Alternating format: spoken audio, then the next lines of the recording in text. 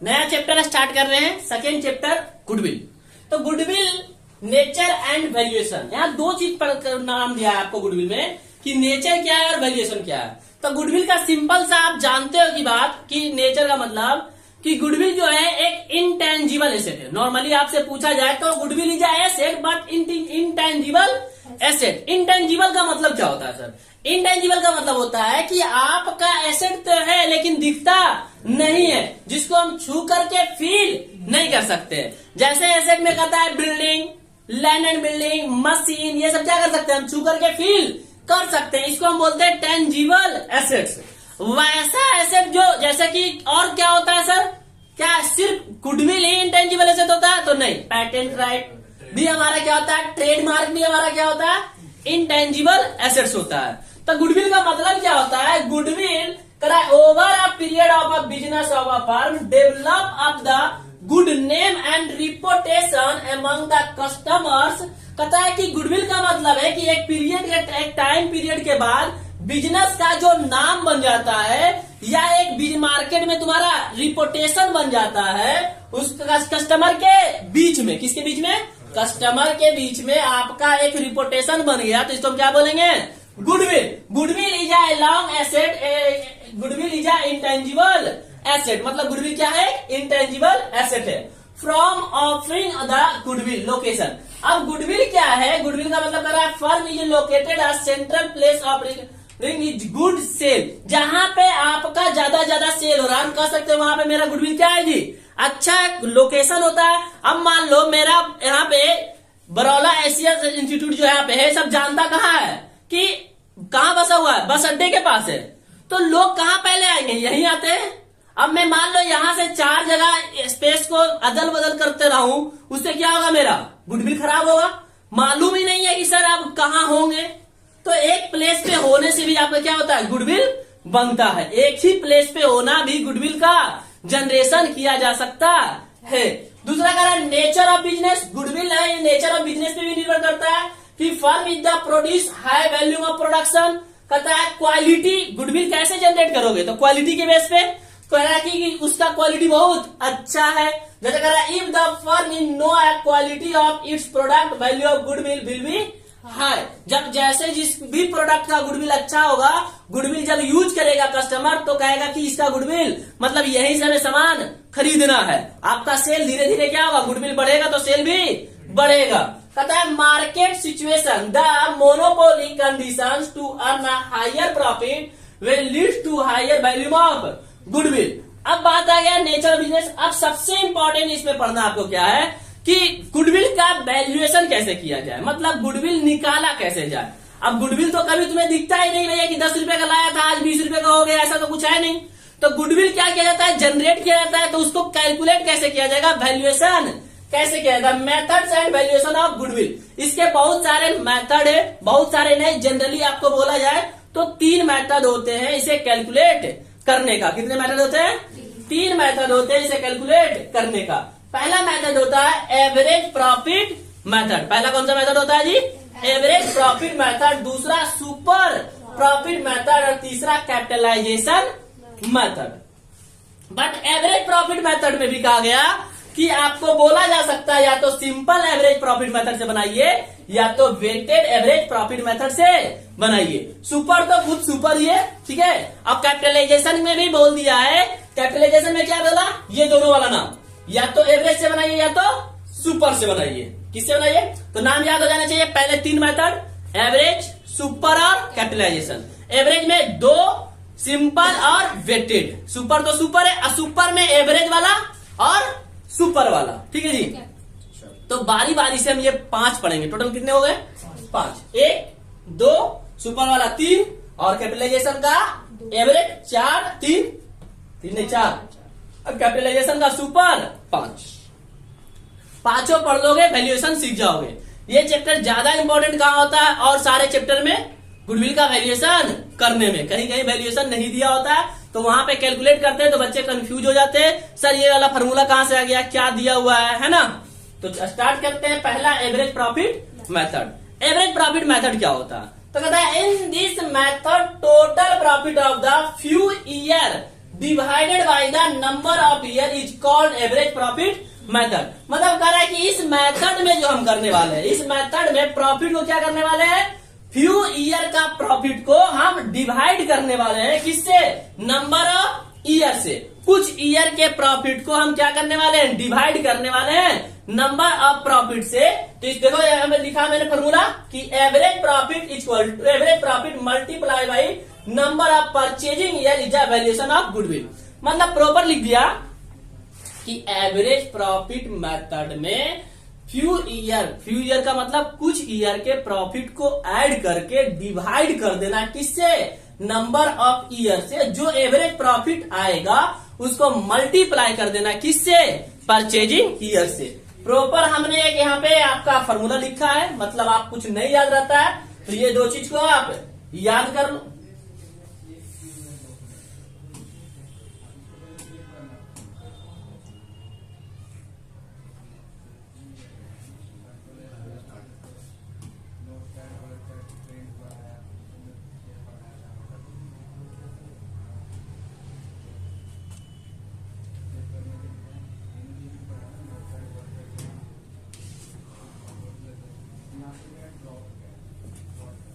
आपको कुछ नहीं याद रहता है तो एवरेज प्रॉफिट मेथड में आप पहला नंबर ये और दूसरा नंबर ये याद रखिएगा। पहला क्या है, average profit equal to total profit divided by number of year. जो निकल के आएगा उसको एवरेज प्रॉफिट में से एवरेज प्रॉफिट को मल्टीप्लाई कर देंगे परचेजिंग ईयर से। ये हमेशा गिवन होगा, क्या होगा जी, गिवन होगा कहाँ, क्वेश्चन में। ये क्या होगा, हमेशा गिवन होगा कहाँ, क्वेश्चन में। और ये नंबर ऑफ प्रॉफिट भी क्या होगा, टोटल प्रॉफिट भी गिवन होगा क्वेश्चन में। ये आपको निकालना पड़ेगा और ये आपको कैलकुलेशन करना पड़ेगा। जैसे एक एग्जाम्पल ले रखा है, बना के देखते हैं इसको।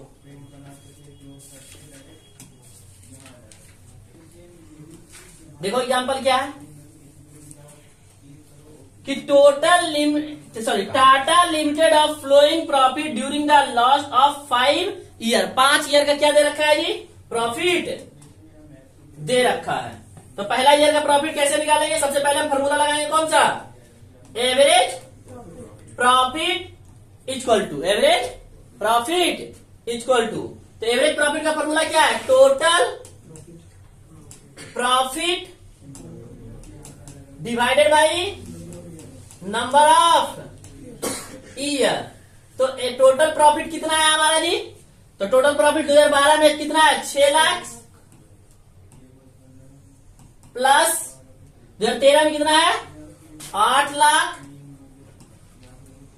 और 2014 में कितना है जी, 5 लाख प्लस 2015 में कितना है, 7 लाख। बोला तो 5 साल का था, दिया 4 साल का है। कितने साल का बोला है, 4 ईयर बोला है। चलो सही है जी। Purchasing of the total profit limited calculate the value of goodwill of the at least 3 year purchasing price, है ना जी। तो अब इसको क्या करेंगे, हम डिवाइड करेंगे कितना से, 4 से। तो कितना आने वाला है, 8 से 14, 5 19 और 1 20, 6 26 हजार, 26 लाख। सही जोड़ा है, देख लो एक बार। डिवाइडेड बाई 4 कितना आ गया जी, 6,50,000। अब गुडविल का फॉर्मूला क्या बताया अभी मैंने आपको, average profit multiply purchasing year.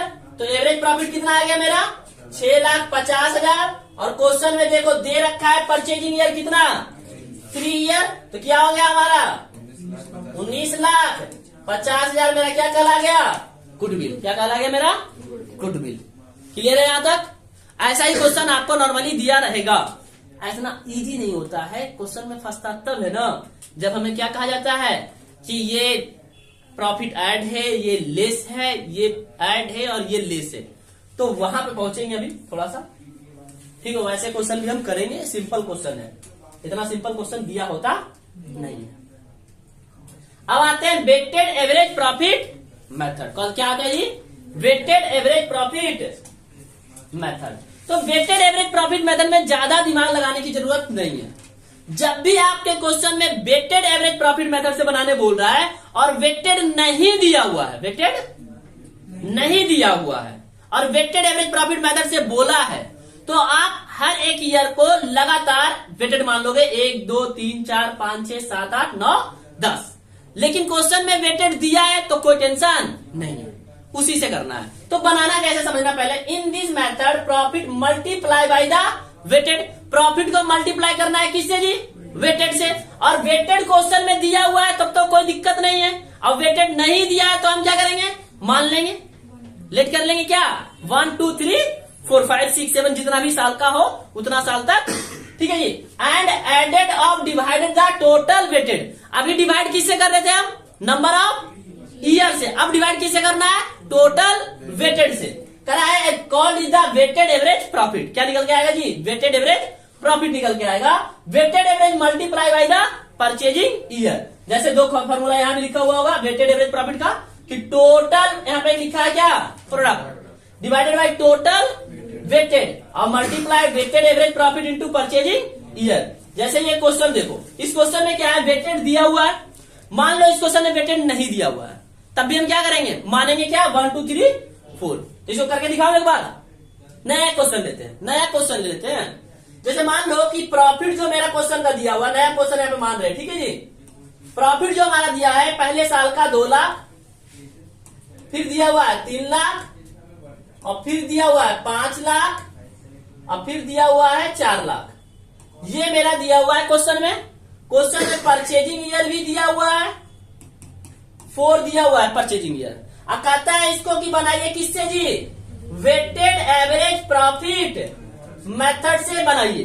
अब इसमें तो वेटेड है ही नहीं, सबसे बड़ा कंफ्यूजन क्या है, वेटेड है ही नहीं। वेटेड होता तो आपने देखा है आपकी 6 इंटू 1 8 इंटू 2, ये वाला तो इजी है, वेटेड दिया हुआ है, तो वेटेड नहीं है तो बनाएंगे ऐसा ही। कैसे बनाएंगे सर, प्रॉफिट लेंगे, प्रॉफिट में मेरा क्वेश्चन में दिया हुआ है, वेटेड नहीं दिया हुआ है तो हमने क्या बोला, मान लेंगे, क्या करेंगे, मान लेंगे। तो क्या मेरा निकल के आएगा जी, प्रोडक्ट, क्या निकल के आएगा, प्रोडक्ट। वेटेड कितना है जी, 2 लाख 3 लाख 4 लाख और सॉरी 5 लाख ऊपर में था ना, इसको 5 कर दे रहा हूं, ठीक है। और ये मेरा क्या है 4 लाख। अब क्या करना है, वेटेड 1 2 3 4, क्वेश्चन में नहीं दिया हुआ, हमने मान लिया, क्वेश्चन में दिया होता तो वेरी गुड। अब क्या हो गया, 2 1 जा 2 3 2 जा 6 5 3 जा और 4 4 जा। अब सबको ऐड कर लेंगे तो मेरा क्या बन जाएगा, प्रोडक्ट, क्या कहला जाएगा, ऐड करो 6 2 8 लाख, अब 15 8 23 23 4 27 10 37 ना, 15 2 30 6 36, अच्छा सही होगा, हमें कुछ गलती की है, सही है आपने 16 कुछ कितना आएगा 39 पक्का, चलो 39 लाख। अब क्या करेंगे हम, डिवाइड किससे करने वाले हैं जी, 6 4 10 3 13 2 4 3 7 2 9 1 10, कितना से जी 10 से। तो weighted average profit equal to formula क्या है, टोटल प्रोडक्ट, क्या है जी, total product divided by total weighted. तो टोटल प्रोडक्ट कितना आ गया, 39 लाख, कितना आ गया जी 39 लाख डिवाइडेड बाई 10, तो मेरा कितना आ गया 3,90,000। अब गुडविल का फॉर्मूला क्या लिखा रखा है हमने कि सर जी weighted average profit multiply purchasing. अब परचेजिंग ईयर कितना है, तो 3,90,000 अब मल्टीप्लाई 4, तो कितना हो गया 3 × 12 9 × 36 15,60,000। क्लियर हुआ अब ये मेथड, वेटेड दिया हुआ है, वेरी गुड, नहीं दिया मान लेंगे। अभी इजी लग रहा है, टेंशन मत लो, क्वेश्चन करेंगे तो देखना, एक इसमें है चीज जो समझाना बहुत इंपॉर्टेंट होगा, उसी को समझाने में टाइम लगेगा। सुपर प्रॉफिट अब सुपर प्रॉफिट मेथड भी इजी है, समझ लो कैसे देखेंगे अभी। करा in this method average profit excess of normal profit is called a super profit. करा कि इस मेथड में जो एवरेज प्रॉफिट होगा वो ज्यादा होगा किससे जी, नॉर्मल प्रॉफिट से, उसको हम क्या बोलेंगे, मतलब सुपर प्रॉफिट इक्वल टू कर रहा है कि तुम्हारा normal profit, sorry average profit multiply divide minus less क्या जी, नॉर्मल प्रॉफिट। ये तो लाइन यही बोल रहा ना कि इन दिस मेथड एवरेज प्रॉफिट ज्यादा है किससे, नॉर्मल प्रॉफिट से, इज कॉल्ड सुपर प्रॉफिट कहलाएगा। करें super profit multiply by the number of purchasing year the goodwill, मतलब गुडविल क्या हो जाएगा, तो गुडविल इक्वल टू कहता है कि जो सुपर प्रॉफिट आया है उसको मल्टीप्लाई कर दो किससे, परचेजिंग ईयर से। तो तुम्हें अब सबसे बड़ी समस्या क्या आएगी कि सर एवरेज प्रॉफिट कैसे निकलेगा और नॉर्मल प्रॉफिट कैसे निकलेगा, क्या क्वेश्चन में गिवन होगा, तो नहीं, क्वेश्चन में गिवन नहीं होगा। तो एवरेज प्रॉफिट का तो मैंने बता ही रखा है आपको कि एवरेज प्रॉफिट कैसे निकलता है जी, तो total profit divided by number of year, ये तो सीख ही रखा है आपने। सिर्फ और सिर्फ बच गया क्या मेरा, नॉर्मल प्रॉफिट, क्या बच गया जी, नॉर्मल प्रॉफिट। तो नॉर्मल प्रॉफिट का फॉर्मूला जो होता है वो होता है कि एवरेज कैपिटल एम्प्लॉयड, क्या जी, capital employed multiply normal rate. अब समझना, तुमने 20 लाख रुपया बिजनेस में लगाया ये सोच के कि 10% के हिसाब से प्रॉफिट होगा, वो तुम्हारे लिए क्या है, नॉर्मल प्रॉफिट, मैंने जो सोचा था, और उससे ज्यादा प्रॉफिट हो रहा है, इसका मतलब वो सुपर प्रॉफिट में जा रहे हैं हम। अरे भैया हमने 10 लाख रुपया बिजनेस में लगाया ये सोच के कि 10% का प्रॉफिट होगा, तो कैपिटल हमने कितना लगाया, 10 लाख, क्या सोच के कि 9% का प्रॉफिट होगा या 10% का प्रॉफिट होगा, ये तो नॉर्मल प्रॉफिट है। तो नॉर्मल प्रॉफिट का सिंपल सा क्या बोल रहा है, capital employed into normal rate. क्या इस क्वेश्चन में दिया रहेगा, हाँ दिया रहेगा। कभी कभी कैपिटल एम्प्लॉयड निकालना पड़ेगा, तो कैपिटल एम्प्लॉयड निकालने का भी एक फॉर्मूला होता है, कैपिटल एम्प्लॉयड निकालने का भी एक फॉर्मूला होता है जो कैपिटलाइजेशन मेथड के समय में बताएंगे। क्या होता है, current asset minus current liability, है ना, क्या total asset minus outside liability. अरे हाँ आउटसाइड लायबिलिटी, सही बोला इसने, आउटसाइड ही लायबिलिटी वर्ड लिखाया है मैंने, ठीक है जी। Total asset minus outside liability को करा दो तो क्या कहलाया, कैपिटल एम्प्लॉयड। तो कैपिटल एम्प्लॉयड कभी कभी क्वेश्चन में ज्यादातर दिया होता है, तुम्हें ज्यादा प्रॉब्लम देना होगा तो वो क्या करेगा, नहीं देगा और लैंग्वेज दे देगा, ठीक है जी। क्वेश्चन उठाएंगे, क्वेश्चन के लिए टेंशन मत लो, हमने पहले भी करा रखा है, फिर से क्वेश्चन कराने की कोशिश करेंगे। बाकी अभी समझो फॉर्मूला कैसे बन रहा है, फॉर्मूला कहां से आ रहा है, क्या क्वेश्चन में गिवन होगा, क्या हमें निकालना होगा, तभी तो हम रिवीजन के रूप में देख रहे हैं भाई, इतना डीपली नहीं आ सकते थे अपना आपको। कोई डाउट यहां तक, मुझे तो नहीं लग रहा फिलहाल आ रहा होगा, क्या कहना चाह रहे हैं समझ में इतना आ रहा है। तो 3 मेथड हमने पढ़ लिया, एवरेज प्रॉफिट, वेटेड और सुपर। अब कैपिटल का 2 रह गया, कैपिटल का 2 रह गया।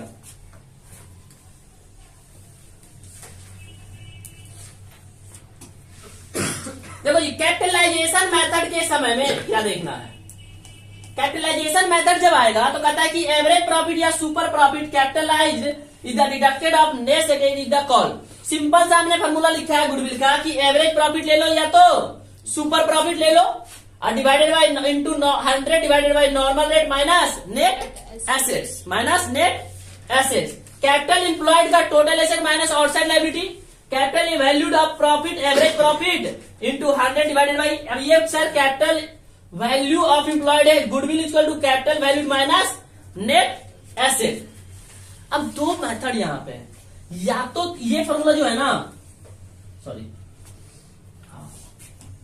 एक चीज समझा दू तुम्हें, कहां फंसोगे तुम।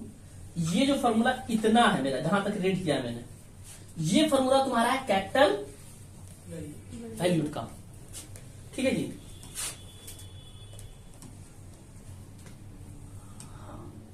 और देखो या क्या किया, नेट एसेट अलग से रहा, इसमें से नेट एसेट करा दिया, तो निकल के आ गया गुडविल। मतलब ये गुडविल का डायरेक्ट फॉर्मूला क्या लिखा है मैंने कि या तो एवरेज प्रॉफिट से बनाओ या तो सुपर प्रॉफिट से बनाओ, डिवाइडेड बाय क्या लेना है, नॉर्मल रेट मल्टीप्लाई 100। ये क्या निकल के आएगा तुम्हारा, कैपिटल वैल्यू, कैपिटलाइज्ड वैल्यू, उसमें से नेट एसेट घटा दो या कैपिटल। तो कहने का मतलब ये फॉर्मूला लगाओ या ये डायरेक्ट लगाओगे तो नेट एसेट को लेकर चलना पड़ेगा, और डायरेक्ट नहीं लगाओगे तो बाद में घटाना पड़ेगा, सिर्फ इसको निकालोगे तो।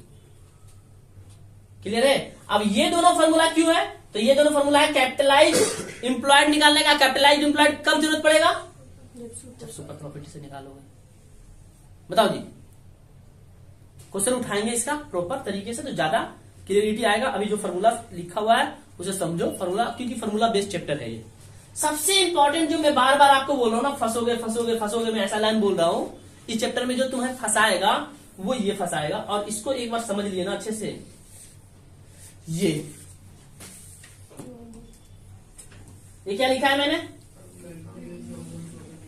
क्योंकि अभी अभी जब मैंने आपको बताया कि एवरेज प्रॉफिट का फॉर्मूला लगाओगे तो टोटल प्रॉफिट जो लोगे वहां पे नॉर्मल प्रॉफिट को ऐड करना है। मतलब 2010, 2011, 2012, 2013 का जो प्रॉफिट देगा ना, उसमें कुछ एक लाइन साथ साथ में लिख देगा। कैसे लिख देगा? कि abnormal loss, abnormal loss.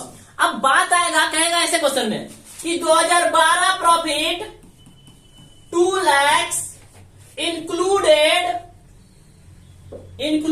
20,000 abnormal loss.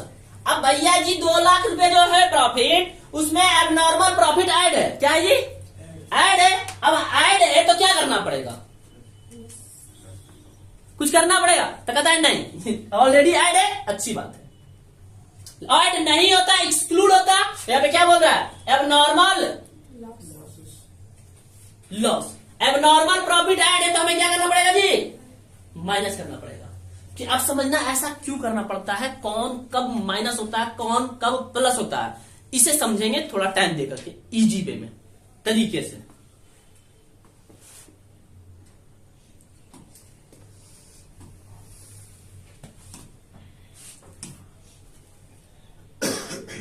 समझना, अब नॉर्मल का मतलब कौन कौन नहीं जानता? अब नॉर्मल का मतलब नहीं जानते हो? देखो, जब तुम्हें एक सिंपल सा लैंग्वेज में कहा जाए, मेरा बिजनेस का मेन एक्टिविटी, मेरे बिजनेस के मेन एक्टिविटी है कि मुझे पढ़ाना है। किसी के बिजनेस का मेन एक्टिविटी होता है कि उसे गुड्स को सेल करना है। ठीक है जी।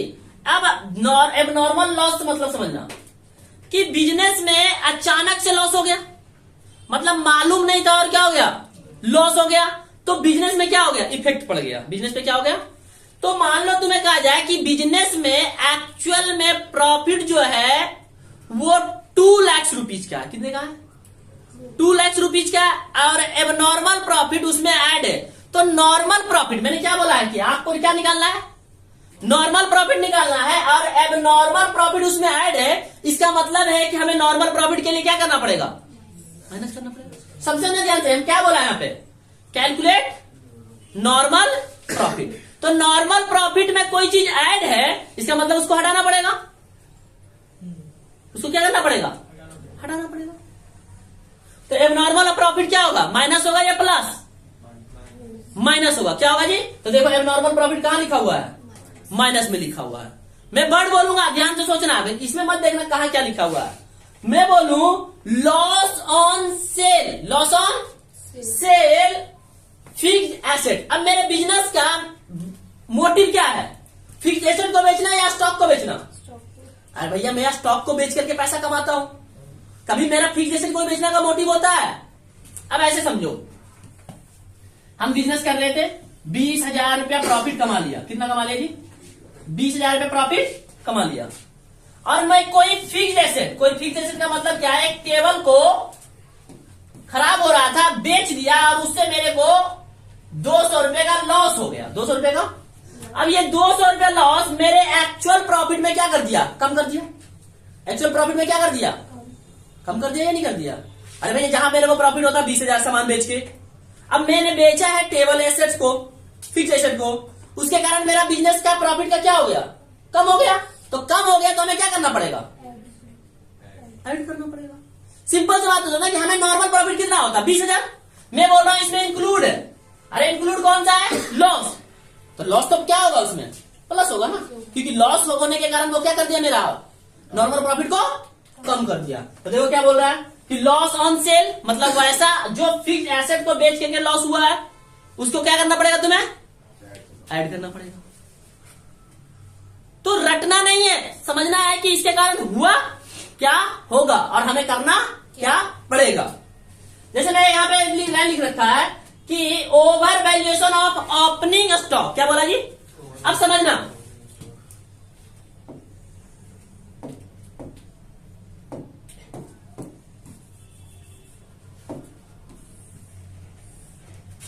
एक एग्जांपल से तुम हम समझाते हो over valuation of opening stock को, कि सेल तुमने किया 1 लाख रुपए का, कितने का जी, तुम्हारे पास ओपनिंग स्टॉक था 20,000 रुपए का, परचेज तुमने किया 60,000 रुपए का, तो प्रॉफिट कितना हो गया जी, 20,000 रुपए का। यहां तक कोई क्लियर है? अब यहां पे क्या लाइन बोला है, over valuation of opening stock, over valuation of opening stock. Over valuation का मतलब मैं कहता हूं कि ये जो 20,000 है एक्चुअल में होना था कितना, चलो इसको कर देता हूं 15,000, कितना होना था, मतलब ज्यादा कितना से है वो 5,000 से ओवर वैल्यूएशन हो गया। अरे 20,000 लिख दिया तो मैंने, हो गया ना कि 5,000 से वो क्या हो गया, 15,000 होता तो प्रॉफिट क्या होता,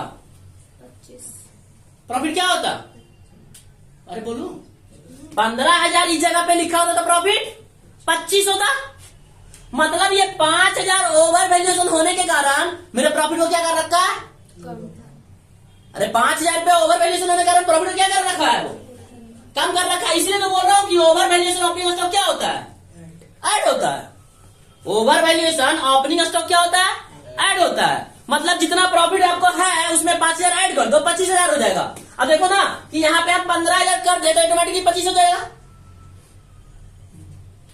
अब चलो इसी को चेंज करें। अब हुआ हो रहा है यहाँ पे over valuation of, sorry under valuation of opening stock को समझो। अंडर वैल्यूएशन मतलब यहाँ पे 25 होता, उसके जगह पे मैंने 20 लिख दिया। अब 25 लिखेंगे तो क्या हो जाएगा, कम हो जाएगा, 15,000 हो जाएगा। मतलब हमें क्या करना पड़ेगा उस केस में, माइनस करना पड़ेगा। क्या करना पड़ेगा, माइनस करना पड़ेगा। रीजन है भाई, रटना नहीं है। आपको जब नहीं याद रहे ना तो आप सोचो, देखो कितना अच्छे से बना। सुजीत भैया क्लियर हुआ, क्या करना चाह रहे, नहीं हुआ, मैं ओवर वैल्यूएशन वाला क्लियर नहीं हुआ। अरे भाई इधर देख, फिर से देखिए आप ध्यान से। यहां 20,000 लिखा तो प्रॉफिट कितना हुआ ये बताओ मुझे। यहां 20,000 है तो कितना लिखा प्रॉफिट, प्रॉफिट कितना आया। अब यहां पे क्या बोल रहा हूं मैं कि ओवर वैल्यूएशन ऑफ, मैं कहता हूं कि 5,000 का ये ओवर वैल्यूएशन है, कितना जी, तो तुम्हारे हिसाब से ओवर वैल्यूएशन का मतलब ये ज्यादा है कितना से, तो यहां पे कितना होना था 15 करोगे जी, कितना हो जाएगा, कितना हो जाएगा 25 हो जाएगा। मतलब हम डायरेक्ट क्वेश्चन में 20 में 5 क्या कर दे, ऐड कर दे, तो बात तो हो जाती। हमने इसको कम कर दिया ना, ओवर वैल्यूएशन था 20 था, जहां पे 15 लिखना था हमने कितना लिख दिया, 20 लिखने के कारण हमने प्रॉफिट को क्या कर लिया, कम कर लिया। जबकि 15 लिखते तो प्रॉफिट कितना होता, 25 होता। इसलिए हमें क्या करना बोल रहा हूं मैं कि इन सबों को क्या करो, इन सबों को क्या करो, ऐड करो। बोलोगे सर चलो ठीक है, आपने इसको तो प्रूफ कर दिया, ओपनिंग स्टॉक को, क्लोजिंग स्टॉक को प्रूफ करके दिखाओ, करूं प्रूफ, अरे बोलो।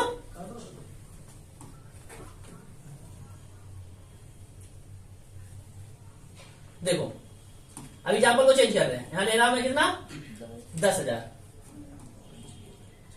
क्लोजिंग स्टॉक, क्या है ये क्लोजिंग, तो प्रॉफिट कितना हो गया जरा बताना मुझे। 1 10 में 70 गया, 70 11 40,000, कितना हो गया जी 40,000। अब क्या बोला है करने के लिए, अंडर वैल्यूएशन ऑफ। अब मैं कहता हूं कि ये जो क्लोजिंग स्टॉक है ना मेरा अंडर वैल्यूएशन है 5,000 का, मतलब यहां लिखना कितना है मुझे, ये 15 लिखना है। कितना लिखना है 15,000, कितना लिखना है, मतलब ये 10,000 गलत है, इस जगह पे कितना होना है 15,000। अब 15,000 होगा तो प्रॉफिट कितना हो जाएगा, दोनों देखना भाई, 1.15 हो जाएगा ना, तो यहाँ पे कितना हो जाएगा 45 हो जाएगा। मतलब under valuation of closing stock के केस में भी हमें क्या करना पड़ेगा, प्रॉफिट में ऐड करना पड़ता है। क्यों ऐड करना पड़ता है, समझ में आ रहा है भाई? देखो ना सामने तुम्हारे पड़ा हुआ है, रट्टा नहीं मारना है भाई। नहीं समझ में आ रहा है तो रट्टा मार लेना, ये लिख दिया है मैंने प्रॉपर। अब अगला क्या है, capital expenditure change in revenue expenditure. अब समझना capital expenditure change in revenue expenditure का मतलब क्या है। कैपिटल एक्सपेंडिचर कहां जाता है, बैलेंस शीट में। कहां जाता है जी, और चेंज कहां हो गया, revenue expenditure. Purchase of machine wrongly debited of purchase account. अब समझना, जो ये परचेज लिखा हुआ है, परचेज लिखा हुआ कितना है, मान लो तुमने खरीदा कोई मशीन, तो मशीन यहां आएगा नहीं आएगा, और यहां आकर के तुम्हारे प्रॉफिट को कम कर रहा है या ज्यादा कर रहा है, प्रॉफिट को क्या कर रहा है जी, कम कर रहा है ना। अरे जो चीज तुम्हें बैलेंस शीट में लिखना था वो चीज तुम यहां लिख दिया, तो प्रॉफिट को क्या कर दिया, कम कर दिया। तो प्रॉफिट को कम कर रहा है तो हमें क्या करना पड़ेगा, उसको ऐड करना पड़ेगा। क्या करना पड़ेगा, क्योंकि यहाँ पे 60,000 मान लो करते हैं, 50,000 होता, 50,000 होता तो प्रॉफिट और बढ़ता। इसलिए हमें क्या कर रहा है कि कैपिटल एक्सपेंडिचर चेंज हो जाए रेवेन्यू एक्सपेंडिचर में। मतलब क्वेश्चन में कुछ ऐसा दिया रहे कि परचेज जो मशीन लिया गया था उसको गलती से हमने कहा कर दिया, लिख दिया है परचेज अकाउंट में लिख दिया। इसका मतलब हमें क्या करना पड़ेगा, उसे नॉर्मल प्रॉफिट निकालने के लिए ऐड करना पड़ेगा। क्या समझ में आ रहा है? फिर कह रहा नॉर्मल समझा दिया, अंडर समझा दिया। Non recurring income, non recurring income और नॉन रेकरिंग इनकम का मतलब बताओ क्या है।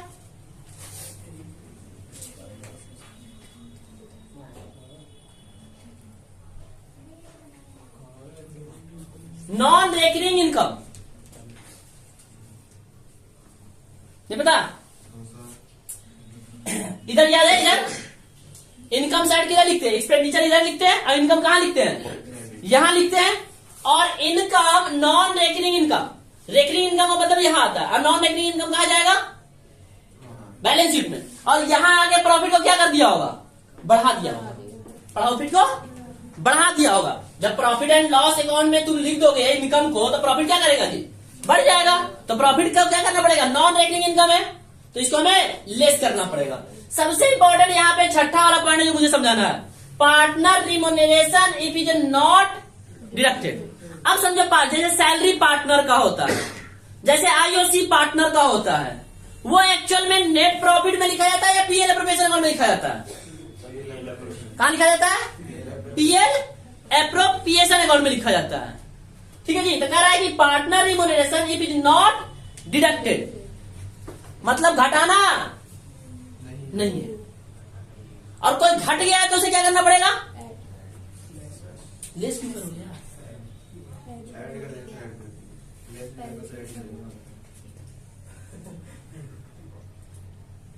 सैलरी आईओसी को क्या करते हैं हम, माइनस करते हैं। और वैसा चीज जो पार्टनर जैसे इंटरेस्ट ऑन ड्रॉइंग क्या करते हैं हम, प्लस करते हैं। ठीक है जी, तो वही करना, ध्यान देना पड़ेगा तुम्हें पार्टनर रिमोनेरेशन का। If further expenses like insurance premium, इन सबको भी क्या कर देना है जी, मतलब कोई ऐसा चीज जो लिखना यहाँ पे छूट गया है पीएल में, कोई खर्चा, रेंट छूट गया, सैलरी छूट गया, इंश्योरेंस छूट गया, तो नेट प्रॉफिट को वो क्या करेगा, कम करेगा, क्योंकि एक्सपेंडिचर है तो कम घटाना तो पड़ेगा ही। तो वैसे चीजों को भी आप क्या करो, घटा दो, वैसे चीजों को आप क्या करो, घटा दो। बाकी अब आपको हमारे तरफ से क्या रह गया इस चैप्टर में, क्वेश्चन कराना। क्या कराना, क्वेश्चन कराना। बाकी मिलते हैं अगली क्लास में, till then be safe, right safe.